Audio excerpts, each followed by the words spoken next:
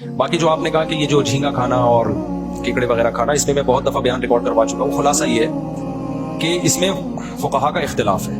امام ابو حنیفہ کے نزدیک جائز نہیں ہے، امام شافعی، امام مالک، احمد بن حنبل کے نزدیک جائز ہے. تینوں اماموں کی دلیل کیا ہے؟ ان کی سمپل دلیل ہے، وہ کہتے ہیں قرآن مجید میں آتا ہے احل لکم صید البحر، تمہارے لیے سمندر کا شکار حلال ہے، وطعامہ، اور اس کا کھانا بھی، متاعا لکم وللسیارہ، تمہارے اور مسافروں کے لیے ہم نے کیا کر دیا ہے؟ حلال. وہ کہتے ہیں اس میں اللہ نے فرق نہیں کیا کہ مچھلی یا غیر مچھلی، تو سمندر ہو یا دریا ہو، اس میں جتنی بھی مخلوق ہے سب کیا ہے؟ جائز ہے. یہ ان کی رائے ہے، سوائے صرف مینڈک کے بارے میں چونکہ الگ سے حدیث میں آتا ہے کہ حرام ہے، تو امام شافعی نے سمندر کے مینڈک کو مستثنی کیا ہے. سمجھ میں آ رہی ہے بات؟ تو یہ ان کی دلیل ہے ان حضرات کی، اور اسی دلیل کے بیس پر شافعی حضرات جھینگا بھی کھاتے ہیں، کیکڑا بھی کھاتے ہیں، اور جو بھی چیزیں وہ سب کھا لیتے ہیں. امام ابو حنیفہ کی رائے یہ ہے کہ صرف مچھلی حلال ہے، اس کے علاوہ سمندر میں کچھ بھی حلال نہیں ہے. اس کی دلیل یہ ہے کہ سب سے پہلے، ایک منٹ بات مکمل ہو جائے گا، سب سے پہلے جو قرآن مجید کی جو آیت ہے نا، احل لکم صید البحر وطعامہ، سمندر کا شکار تمہارے لیے حلال، اس کا کھانا بھی، وہ کہتے ہیں یہ آیت جس سیاق و سباق ہے نا اس کا، وہ سیاق و سباق یہ ہے کہ اس سے پہلے آیت یہ ہے کہ تمہارے لیے خشکی کا شکار حرام ہے جب تک تم حالت احرام میں ہو. کیونکہ احرام میں جب آیا کرتے تھے نا، تو احرام میں آپ جانور، حلال جانور بھی شکار نہیں کر سکتے. اسی میں آگے اللہ نے فرمایا سمندر کا حلال ہے. تو امام حنیفہ اور ان کے دونوں شاگرد امام ابو یوسف اور امام محمد، یہ دونوں شاگردوں نے بھی بہت سارے مسائل میں ابو حنیفہ سے اختلاف کیا ہے، لیکن اس مسئلے میں امام حنیفہ کی دلیل اتنی مضبوط تھی کہ انہوں نے اس میں ابو حنیفہ سے اتفاق کیا ہے. تو گویا تین امام اس طرف ہیں، یعنی تین اگر اس طرف ہے تو تین اس طرف بھی ہیں. تو ان کی یہ ہے کہ یہ جو قرآن کی آیت ہے نا کہ تمہارے لیے سمندر کا شکار حلال ہے، تو اس سے مراد ہر قسم کا شکار حلال نہیں ہے، بلکہ اس کا مطلب یہ ہے کہ احرام میں جو پابندیاں ہیں نا شکار پر، وہ خشکی کے جانور پہ پابندیاں کا اطلاق ہوگا، سمندر کے جانوروں پر ان پابندیوں کا اطلاق نہیں ہوگا. یعنی حالت احرام میں آپ سمندر میں شکار کر سکتے ہیں اور اس کا جو طعام ہے وہ کھا سکتے ہیں، باقی کیا کھا سکتے ہیں یا نہیں کھا سکتے ایک الگ بحث ہے، اس کا اس میں تذکرہ نہیں ہے. اب کیا کھا سکتے ہیں کیا نہیں کھا سکتے، تو اس کے بارے میں صحیح حدیث ہے. نبی صلی اللہ علیہ وسلم نے فرمایا احلت لنا میتتان، دو مردار ایسے ہیں جو ہمارے لیے حلال ہے، السمک والجراد، آپ نے فرمایا ایک مچھلی اور ایک ٹڈی، یہ جو ٹڈی نہیں کھیتوں کو چٹ کر جاتی، یہ دو مردار ہمارے لیے کیا ہے؟ حلال. تو ہم یہ کہتے ہیں کہ دیکھو قرآن میں حرمت علیکم المیتہ، اللہ نے فرمایا تمہارے لیے مردار حرام ہے، کوئی بھی جانور ذبح کیے بغیر آپ نہیں کھا سکتے، کوئی بھی جانور ہو. تو اس سے پتہ چلتا ہے ہر طرح کے مردار حرام ہے. لیکن حدیث میں دو چیزوں کو مستثنی کیا جا رہا ہے، مچھلی اور ٹڈی، ان کا تو ذبح کرنا ممکن ہی نہیں ہے، تو اس لیے نبی صلی اللہ علیہ وسلم نے استثناء کر دیا کہ مچھلی اور ٹڈی اس اصول سے کیا ہے؟ مستثنیٰ. تو امام حنیفہ کہتے ہیں صرف مچھلی کا استثناء ہے، باقی چیزوں کا استثناء نہیں ہے. ایک دلیل ہو گئی. دوسری دلیل یہ ہے کہ قرآن مجید میں آتا ہے وَيُحَرِّمُ عَلَيْهِمُ الْخَبَائِثَ، کہ نبی کی ذمہ داری ہے کہ تم پر خبیث اور ناپاک چیزوں کو حرام کر دیں گے. تو بہت ساری چیزیں، اگر سمندر کی آپ ہر طرح کی مخلوق کو حلال، بھائی یہاں یہ کام نہ کریں، بیان چل رہا ہے نا، کائنڈلی ادھر چلے جائیں. اگر سمندر کی ہر مخلوق کو آپ حلال کر دیتے ہیں تو سمندر میں تو ایسا گند نکلتا ہے کہ کوئی بھی اس کی طرف بڑھنے کی کوشش ہی نہیں کرے گا. وہ صرف چائنیز ہی کا حوصلہ ہے کہ وہ کھا لیں، انگریز بھی نہیں کھاتا اس کو. تو صرف جھینگے کا کیکڑے کا مسئلہ نہیں ہوگا. تبھی میں کہتا ہوں کہ اگر آپ کو ابو حنیفہ پہ اعتراض کرنا ہے نا، تو پھر آپ کچھوا کھانے کا بھی کو بھی جائز قرار دو، کیونکہ وہ بھی پانی میں بھی رہتا ہے خشکی میں بھی، جیسے کیکڑا پانی میں بھی رہتا ہے اور خشکی میں بھی، مگرمچھ پانی میں بھی رہتا ہے اور خشکی میں بھی، تو مگرمچھ بھی حلال ہے، مگرمچھ کے انڈے بھی حلال ہیں، کچھوے کے انڈے بھی حلال ہیں، جبکہ کوئی بھی کسی کی بھی طبیعت اس کی طرف مائل نہیں ہوگی. تو یہ خبائث میں داخل ہے. خبائث کا مطلب جو خبیث چیزیں ہوتی ہیں، تو سمندر میں ایسا گند نکلتا ہے. تو اس سے بھی پتہ چلتا ہے قرآن سے کہ خبائث سارے کے سارے کیا ہیں؟ حرام ہے. اگر ہم مچھلی کے علاوہ ہر چیز کو حلال قرار دے دیں تو پھر تو بہت سارا گند ہو جائے گا، جو اس میں بہت گند نکلتا ہے جس سے گھن آتی ہے انسان کو. تو اس سے پتہ چلتا ہے کہ جو دو چیزوں کو مستثنیٰ کیا ہے نبی صلی اللہ علیہ وسلم نے، مچھلی اور ٹڈی، اس کے علاوہ سمندر میں آپ کسی چیز کو نہیں کھا سکتے. ایک اور اہم ترین بات یہ کہ دیکھو جس چیز میں ابتلا ہوتا ہے نا، اس کے بارے میں ایک دو حدیثوں سے مسئلہ حل نہیں ہوتا.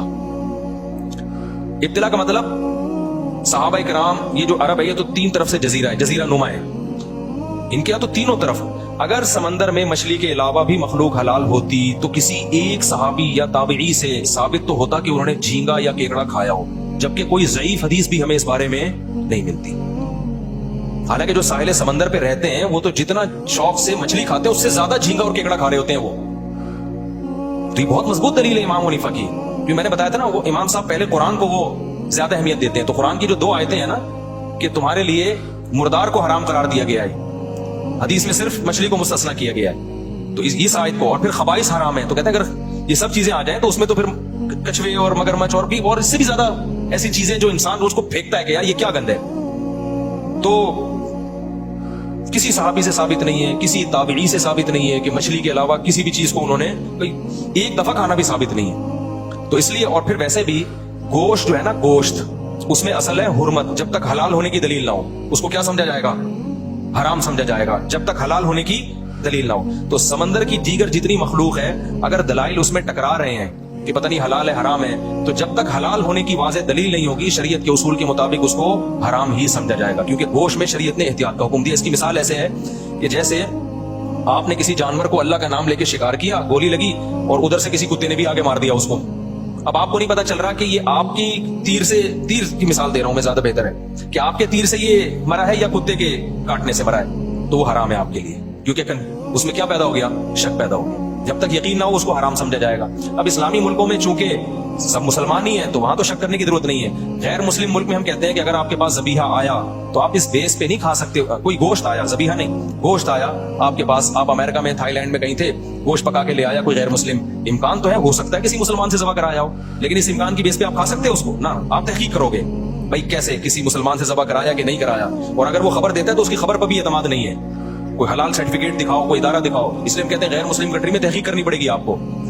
तो इससे पता चलता है कि गोश्त में असल ये कि वो हराम है जब तक हलाल होने की दलील ना हो। नबातात में असल ये कि हलाल है जब तक हराम होने की दलील ना हो, क्योंकि नबातात हर किस्म के खा सकते हैं। उसमें जब तक हराम होने की दलील नहीं होगी तो आप हलाल ही समझेंगे, लेकिन गोश्त में जब तक हलाल होने की दलील नहीं होगी आप उसको क्या समझेंगे? हराम समझेंगे। तो इमाम हनीफा ये कहते हैं कि भाई मछली के हलाल होने पर तो दलाइल है, कुरान में भी तस्करा कर दिया, नबी ने भी खाया उसको, सहाबा भी खाते थे, सही हदीस है कि 2 हमारे लिए मुर्दार हलाल है। उसके अलावा के बारे में दलाइल ये कहते हैं कि नाजायज है, और अगर आप उन दलाइल से नहीं मानते तो वो खामोश है शरीयत उस बारे में। तो जब तक उनके हलाल होने की वाज़ेह दलील नहीं होगी उन पे नाजायज होने का ही एहतियातन फतवा लगाया जाए। समझ में आ रही है बात? एक आखिरी बात करके मैं इस बहस को समेटता हूं। ये इख्तलाफ तो है जी केकड़े में और जो भी मगरमच्छ वगैरह सब चीजों में हम उसको नाजायज समझते हैं, सिर्फ मछली को। झींगे के बारे में खुद हनफियों में इख्तलाफ है, सिर्फ झींगे के बारे में। वो इसकी उस इख्तलाफ की बेस ये है कि जैसे हजरत मुफ्ती तकी उस्मानी साहब वो झींगे को जायज कहते हैं, हालांकि वो फिक़्ह हनफी ही को फॉलो करते हैं। वो जायज इस बेस पे कहते हैं कि ये मछली ही की एक किस्म है, समंदर की मछली हलाल है या नहीं है। तो अब वो कहते हैं कि ये किसकी किस्म है? मछली की किस्म है। जब मछली की किस्म है तो ये जायज है, जबकि हमारे यहाँ जो अहनाफ में जो जुमहूर उलमा है वो कहते हैं कि मछली की किस्म में ये दाखिल नहीं। हजरत मुफ्ती तकी उस्मानी साहब का जो इस्तेदलाल है वो ये है, मैंने पूरा उनका रिसाला पढ़ा, इस तरह बांग्लादेश के उलमा भी इसको मछली की किस्म में दाखिल करते हैं। मुफ्ती अब्दुल सलाम चाटगामी रहमतुल्लाह अलैह बड़े मुफ्ती थे बिनोरी टाउन के, बांग्लादेश से उनका ताल्लुक था, वो भी कहते थे मछली की किस्म में दाखिल है। और उसकी दलील वो ये देते हैं कि भाई जितनी भी लुगत की किताबें हैं ना उसमें झींगा मछली लिखा होता है। क्या लिखा होता है? झींगा मछली। जो मौलाना यूसुफ रिजवानी शहीद रहमतुल्लाह अलैह थे, या मुफ्ती रशीद अहमद साहब, या जो हमारे जो जामित रशीद का फतवा है वो ये है भाई ये मछली की किस्म में दाखिल नहीं है। और इसके दलाइल, पहली बात मेडिकल साइंस, क्योंकि हर फील्ड में ना उसके माहिरीन की राय का एतबार होता है। तो जितने भी डॉक्टरों से हमने राब्ता किया है, मुफ्ती रशीद अहमद साहब के दौर में तो तमाम बहुत सारे डॉक्टरों का पूरा पैनल बुलाया था और उनका था मेडिकली ये क्या है, अनवा होती है ना जानवरों की, तो क्या मछली मेडिकली किसी भी तरह से, सॉरी झींगा जो है वो मेडिकल साइंस की नजर में किसी भी तरह मछली की अक़साम में दाखिल है या नहीं है? तो उन डॉक्टरों की राय ये थी कि मेडिकली इंसान को गधा कह देना इतना अजीब नहीं है, झींगे को मछली कह देना बहुत, क्योंकि इंसान और गधे में बहुत सारी चीजें एक जैसी हैं, रीढ़ की हड्डी है, चलते हैं दोनों, लंग्स हैं, समझ रहे हैं कि नहीं समझ, बहुत सारी चीजों में मुमासलत है। मैं ये नहीं कह रहा कि इंसान गधा है डॉक्टरों की नजर में, यानी उनमें बहुत सारी चीजें आपस में क्या करती हैं, मैच करती हैं। झींगे में और मछली का तो कोई उज़ुव भी एक दूसरे से मुशाबे नहीं है। तो वो ही कहते थे कि मेडिकली तो ये इम्पॉसिबल है कि आप झींगे को मछली की अक़साम में दाखिल कर लें। हजरत अक़दस हजरत मुफ्ती तकी उस्मानी साहब उसका जवाब ये देते हैं कि भाई हमें इतनी पेचीदगी में मेडिकली जाने की जरूरत नहीं है। उर्फ में अगर उसको मछली समझा जाता है तो हम क्या समझेंगे? मछली। तो उर्फ में तो लिखा हुआ है, यानी उसको मेडिकल साइंस में वो कह रहे हैं इसका मदार नहीं होगा, बल्कि इसका मदार होगा डिक्शनरी में, लुगत में उसको मछली लिखा गया है, तो अब इतनी पेचीदगी की क्या जरूरत है? गुंजाइश का पहलू दो लोगों को। लेकिन उसका जवाब यह है कि लुगत में किसी, जो हजरत मुफ्ती रशीद अहमद साहब ने उसका जवाब दिया है उनके रिसाले का, कि लुगत में मछली लिखने से ये कह देना कि उर्फ में मछली समझा जाता है, ये ठीक नहीं है, क्योंकि लुगत में तो समंदरी घोड़ा भी है, तो क्या हम उसको घोड़े की अक़साम में दाखिल कर लेंगे? लुगत तो ये देखती है कि जरा सी भी मुनासबत हो ना तो उसको कोई नाम दे दिया जाए। उर्फ में झींगे को मछली समझा भी नहीं जाता। मैं अगर आपसे कहता हूं कि जाओ मछली लेकर आओ, तो कोई झींगा लेकर आएगा? میں اگر قسم اٹھاتا ہوں کہ اللہ کی قسم میں نے خدا کی قسم میں مچھلی نہیں کھاؤں گا, اگر جھینگا کھا لے گا تو اس کی قسم نہیں ٹوٹے گی, کیونکہ اس نے مچھلی نہیں. عرف میں یہی یعنی مفتی بھی کہے گا کہ تم کیا سمجھ رہے تھے جھینگا اس میں داغ, کو کہے گا نہیں میں تو جھینگا کھایا, مچھلی تھوڑی کھائی ہے میں نے. تو اس سے پتہ چلتا ہے کہ عرف میں بھی اس کو مچھلی نہیں سمجھا جاتا. تو اس لیے ہماری رائے میں اس کے یہ والے جو دلائل ہیں نا کہ مچھلی کی اقسام میں نہیں ہے, یہ دلائل کی دنیا میں بہت مضبوط ہے. البتہ ایک چھوٹ میں لوگوں کو دیتا ہوں, میں یہ کہتا ہوں فقہا ہی کا ایک اصول ہے کہ جس چیز میں ابتلا بہت زیادہ ہو جائے, جس چیز میں ابتلا سمجھتے ہیں بہت زیادہ لوگ مبتلا ہو جائیں. مبتلا گاڑا لفظ ہے, مبتلا بھی بھول گئے ہیں نا لوگ, انگلش میں کیا کہیں گے مبتلا کو.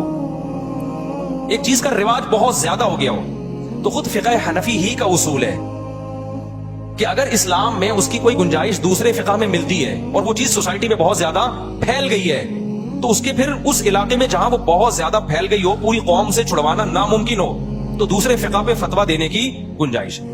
یہاں ہمارے ہاں جھینگے کا بہت زیادہ رواج نارملی نہیں ہے, بنگلہ دیش میں بہت زیادہ رواج ہے, وہ صدیوں سے کھاتے آ رہے ہیں, حالانکہ وہ ٹوٹلی فقہ حنفی کو فالو کرتے ہیں بنگلہ دیش. تو میں وہاں بنگلہ دیش میں کے لیے کہتا ہوں کہ یار اب ان کو یہ کہنا کہ جھینگا چھوڑ دو, وہ دنیا چھوڑ دیں گے, جھینگا نہیں چھوڑیں گے.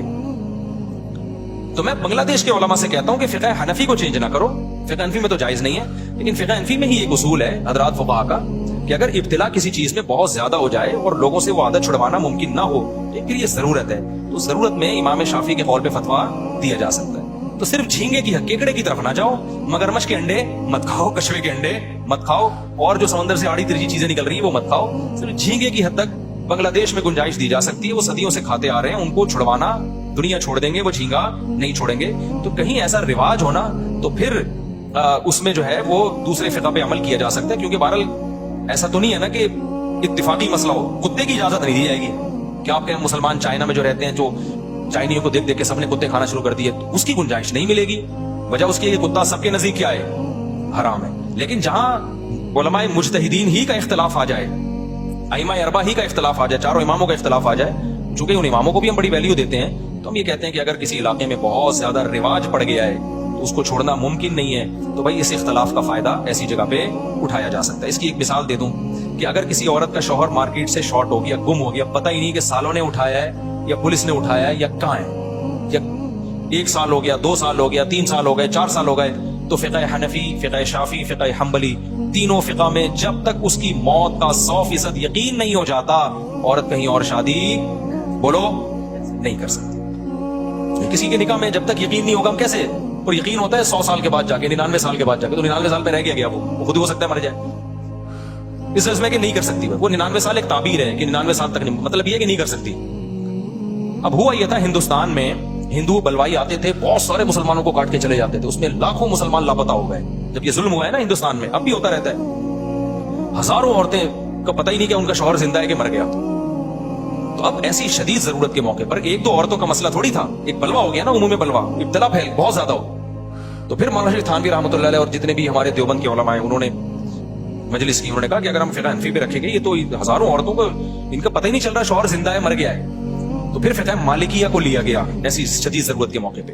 ہم کہتے ہیں عوام کے لیے جائز نہیں کہ خود ہی چھلانگے مارے, علماء خود سمجھتے ہیں کہ کس موقع پر دوسرے فقہ پہ فتویٰ دینے کی گنجائش ہے, تو خود علماء نے قائل کیا, بیٹھے اجلاس ہوئے, تو پھر فقہ مالکیہ پہ فتویٰ دیا گیا بھئی ایسی شدید ضرورت میں ہزاروں عورتوں کا مستقبل داؤ پہ لگ رہا ہے, تو فقہ مالکیہ میں یہ ہے کہ عورت 4 سال انتظار کرے, کیس کرے عدالت میں, جج یہ سمجھتا ہے کہ مارکیٹ میں مل ہی رہا شوہر, تو پھر وہ اس کا نکاح عدالت ختم کر کے کہیں اور نکاح کرا دے گی. پھر پرانا والا شوہر اگر مل گیا تو مالکی فقہ میں تو ہے کہ نئے والے کے ساتھ ہی رہے گی, لیکن فقہ حنفی میں علماء نے کہا ہم نے چونکہ ضرورت کی وقت کی حد تک لیا ہے, تو اب جب پرانا آ گیا تو اب ضرورت کیا ہو گئی, ختم, اب یہ پرانے کے پاس جائے گی, نئے سے نکاح ختم کیا جائے گا اس کا. سمجھ رہے کہ نہیں سمجھ رہے؟ تو ضرورت کے وقت علماء خود گنجائش دیتے ہیں کہ بھائی, اور یہی اسلام کا ایک اختلاف کا ایک فائدہ ہے, ایک فلیکسیبلٹی رکھی ہے اللہ تعالیٰ نے تاکہ قیامت تک یہ دین اور مذہب چل سکے سوسائٹی کے حساب سے. تو خود سے یہ کام نہ کیا کریں پینترے بدلنے والا, لیکن علماء خود گنجائش دے دیتے ہیں جہاں ابتلا ہو, جہاں عادت چھڑوانا پاسبل ہی نہیں رہا, تو گنجائش دے دیتے ہیں کہ بھائی کیکڑے کے بارے میں تو نہیں دیتے گنجائش, اسی طرح یہ مگرمچھ کے انڈے منڈے نہیں کھائیں آپ, ٹھیک ہے نا, لیکن جھینگے کے بارے میں خود حنفی علماء گنجائش دے دیتے ہیں کہ اگر کہیں ابتلا بہت زیادہ ہے تو بھائی اس پہ زیادہ شدت مت کرو, کھانے دو اس کو, امام شافعی کے قول کو لینے دو اس کو. میرا معمول یہ کہ میں نہیں کھاتا جھینگا, کیونکہ مجھے کیا ضرورت ہے بھائی, جیسی کم چیزیں, مچھلی کی 100 اقسام ہے, وہ پہلے کھا کے فارغ ہو جائیں تو جھینگے کے بارے میں سوچیں گے. لیکن اگر کوئی میرے سامنے بیٹھ کے کھا رہا ہو تو میں اس کو کچھ کہتا بھی نہیں ہوں, क्योंकि बहरहाल उलमा हनफिया में ही इख्तलाफ है, तो आप क्यों अपनी राय दूसरे पे थोप रहे हो? तो बहुत से लोग ढटाई के साथ मुझे मुंह चिड़ा चिड़ा के झींगे खा रहे होते हैं मेरे सामने, तो मैं अपनी राय थोपता नहीं हूँ, तो कहता हूँ खाने दो, अब इख्तलाफ है इसमें क्या करें, खा रहे तो खाने दो। ऐसा ना हो कि आप खाना छोड़े तो जा जाके हर एक को टॉर्चर करना शुरू कर दें। तो इख्तलाफी चीज है तो उसको हल्का फुल्का ही रहने दें, एहतियात खुद करें आप। इतनी सारी चीजें हैं। इमाम साहब का मौकिफ जो है दलील के लिहाज से बहुत मजबूत मौकिफ है, बहुत मजबूत मौकिफ है। किसी साहबी ने नहीं खाया, किसी ताबी ने नहीं खाया, भाई मछली खाई है तो मछली खाओ आप। तो खुलासा ये निकला कि अगर कोई मेरे सामने बैठ के कुत्ता खाएगा वो मैं नहीं खाने दूंगा, मैं तेरी राय तो उधर बैठ के खा। झींगा खाएगा तो चूंकि इख्तलाफी मसला है उसको मैं खाने दूंगा, मुझे खिलाने की कोशिश करेगा तो मैं नहीं खाऊंगा। क्योंकि मेरा ख्याल ये है कि अगर इंसान इसी तरह रुखसतों पर इधर उधर कलाबाजियां खाता रहे ना तो बरकत खत्म हो जाती है, फिर वो सही नाजायज की तरफ भी जाना शुरू कर देते हैं। अपने बारे में मेरा भाई ये मौकिफ है, भाई हाँ कोई चीज सारी चीजें ही खाने को खत्म हो जाए, फिर कुत्ते से बेहतर है आदमी क्या खा ले, खाना ना मिल रहा हो, फिर यार इख्तलाफ से फायदा उठाओ, भूखा तो नहीं रहना ना, फिर इख्तलाफ। लेकिन ऐसा अभी है नहीं, सब कुछ खाने को मिले तो मैं झींगे की तरफ डायरेक्ट क्यों जाऊं? एहतियात पर अमल करूं। किसी साहबी ने नहीं खाया, किसी ताबी ने नहीं खाया, तो मैं एहतियात पर अमल करता हूं। कुत्ता खाएगा मेरे सामने, मैं उसको कुत्तों को खिला दूंगा फिर मैं। तो ये है, इस बारे में पूरी रिपोर्ट मैंने पेश की। बाकी जो लोग इसमें अबू हनीफा पे तंज करते हैं ना कि अबे हनफियों के पास कोई दलील नहीं है, कोई दलील नहीं है, समंदर की सब चीजें जायज हैं, तो उनको बस एक जो तंज कर रहा है, जो तंज नहीं कर रहा तो इख्तलाफी मसला है। बाज लोग तंज करते हैं, उनको बोला करो फिर मगरमच्छ के अंडे खाने का भी फतवा दे तू, फिर तू कछुए के अंडे के जायज होने का भी फतवा दे, ताकि वही अंडे लोग उठा उठा के तेरे सर पे मारे। तो फिर इतनी बात नहीं, फिर पूरी बात करो आप। तो ये है इस मसले की थोड़ी सी मैंने आपके सामने डिटेल में। अच्छा, झींगे का बिजनेस जायज है, कारोबार जायज है। वजह उसकी है कि बिल इत्तिफाक हराम नहीं है। जो चीजें चारों इमामों के नजदीक बिल इत्तिफाकी तौर पे हराम नहीं होती ना, तो उसमें क्योंकि अब इमाम शाफी की फिक़ा को जो लोग फॉलो करते हैं वो तो इमाम शाफी की राय पर एतमाद करते हैं। तो चूंकि आलम इस्लाम में ऐसे लोग मौजूद हैं जो इसको जायज समझते हैं, तो बिजनेस उसी चीज का हराम होगा जो बिलिजमा हराम हो। समझ रहे कि नहीं समझ रहे? तो ये भी एक छूट है। बहुत से लोग सी फूड का बिजनेस करते हैं, तो वो झींगे का बिजनेस कर सकते हैं, केकड़े का बिजनेस वो कर सकते हैं, छिपकलियों का बिजनेस नहीं कर सकते आप। समझ रहे हो? कुत्तों का बिजनेस नहीं कर सकते आप, लेकिन झींगे का बिजनेस क्योंकि बिल इत्तिफाक हराम नहीं है। तो इससे पता चलता है कि जो चारों इमामों को फॉलो करते हैं उनकी रायों में कितने इत्तेदाल होते हैं, हर चीज को उसका दर्जा देते हैं। लेकिन जो इन चारों इमामों को फॉलो नहीं करते ना, आप जब उनसे मसला पूछें तो अब अक्सरियत ऐसी नजर आएगी मुतशद्दिद, अपनी राय थोपना और उस पर पड़ जाना। तो मैंने देखे क्लिप जो हमारे खिलाफ लोग कहते हैं अबू हनीफा ने झींगे को कर दिया और केकड़े को ना जाए, कोई दलील नहीं इनके पास। कुरान तो कहता है समंदर की मखलूक, कुरान जो कहता है उसका सियाको सवाब तो देखो भाई। तो राय थोपते भी हैं, फिर चैलेंज बाजियां भी करते हैं, फिर चैलेंज का जब जवाब दो तो मार्केट से शॉर्ट हो जाते हैं। तो ये मार्केट में चल रहा है। तो इसलिए इत्तेदाल की राह वही है जो मैंने आपके सामने बयान की। मैं नहीं खाता, मैं भी फिक़ह हनफी को फॉलो करता हूँ, क्योंकि फिक़ह हनफी की मैं मुश्किलात को अगर ले रहा हूँ तो आसानियां भी तो ले रहा हूँ ना। अब ये बात है कि आसानियां उधर से मुश्किलात में मैं उधर टर्न मारूं, और जब फिक़ह शाफी में कोई मुश्किल आए तो हनफी की तरफ आ जाऊं, तो अल्लाह को मैं क़यामत में क्या जवाब दूंगा? अल्लाह को मैं क्या जवाब? मेरे जिस्म से खून निकला तो मैं कहूं यार मैंने जो है ना, इमाम शाफी की राय है कि जी वो खून निकलने से वज़ू नहीं टूटता, तो ऐसे ही चलो। झींगे में भी इमाम शाफी की राय को फॉलो कर रहा हूं। अल्लाह कहेगा इमाम शाफी तो कहते हैं कि जब निकाह में फासिक गवाह तो निकाह होता ही नहीं है, तो तूने टेस्ट करवाया था जब तेरी शादी में जो गवाह बन रहे थे वो सारे नेक परहेजगार थे? तो मैं कहूँ अबू हनीफा की राय में तो हो गया। अल्लाह मियां कहेगा उधर तो उधर जा रहा है, कभी क्या कर रहा है, ख्वाहिशात का गुलाम है तू। फिर मैं जब सदका फितर दे रहा हूँ पैसों में, तो अल्लाह मियां कहेगा इमाम शाफी कहते हैं पैसों में थोड़ी दिया, तू बड़े आराम से पैसे रख के रहा, रसीद कटा दी। इमाम शाफी की राय है कि हदीस में गंदुम है तो गंदुम ही देना पड़ेगा। कौन गंदुम की बोरी कौन उठा के लाए घर से, पैसे पकड़ाओ और रसीद कटाओ। तो अल्लाह मियां क्या कहेगा, भाई तू ना, तेरा मकसद शरीयत फॉलो करना नहीं है, तेरा मकसद क्या है? ख्वाहिशात। इसी वजह से हम कहते हैं भाई एक फिक़ा को फॉलो करो और दूसरे को ठीक समझो। ये और मालिक नहीं, काफी टाइम हो गया, मेरी जान छोड़ दो खुदा के वास्ते।